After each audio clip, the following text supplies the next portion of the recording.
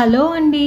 ఇలా ఒకసారి ఇక్కడ మసాలా కర్రీని ట్రై చేసి చూడండి. రైసు, చపాతీ, పరోటా, నాన్స్ దేంట్లోకైనా చాలా అంటే చాలా టేస్టీగా ఉంటుంది. ముందుగా మిక్సర్ జార్ తీసుకొని ఒక 2 స్పూన్స్ ఎండు కొబ్బరిని వేసుకోవాలి. 1 స్పూను జీడిపప్పు పలుకులు, 1 ఇంచు దాల్చిన చెక్క, 2 లవంగాలు, 1 స్పూను ధనియాలు, 1 స్పూను గసగసాలను కూడా వేసుకొని కొద్దిగా వాటర్ యాడ్ చేసుకొని ఇలా స్మూత్గా గ్రైండ్ చేసుకోవాలి. అలాగే ఒక టొమాటోని కూడా ఇలా స్మూత్గా గ్రైండ్ చేసుకొని పక్కన పెట్టుకోవాలి. ఇప్పుడు స్టవ్ వెలిగించుకొని స్టవ్ పైన కడాయి పెట్టుకొని 5 స్పూన్స్ ఆయిల్ వేసుకోవాలి. ఆయిల్ హీట్ అయ్యాక సన్నగా తరిగిన ఒక ఆనియన్, కొద్దిగా కరివేపాకు, 1/2 టీ స్పూన్ పసుపు, 1 స్పూన్ అల్లం వెల్లుల్లి పేస్ట్, మనం గ్రైండ్ చేసుకున్న మసాలా పేస్ట్ కూడా వేసుకొని పచ్చివాసన పోయేంత వరకు ఫ్రై చేసుకున్నాక మనం గ్రైండ్ చేసుకున్న టొమాటో ప్యూరీని కూడా వేసుకొని మునక్కాయలను కూడా వేసుకొని తగినంత salt, 1 spoon red chilli powder, అలాగే 1 స్పూను ధనియా పౌడర్ కూడా వేసుకొని మొత్తం బాగా కలుపుకొని తగినన్ని వాటర్ యాడ్ చేసుకొని 5 మినిట్స్ కుక్ చేసుకున్నాక 1 స్పూన్ గరం మసాలా, కొద్దిగా కొత్తిమీర వేసుకొని 1 నిమిషం కుక్ చేసుకొని స్టవ్ ఆపేసే ఈ మునక్కాడ మసాలా కర్రీ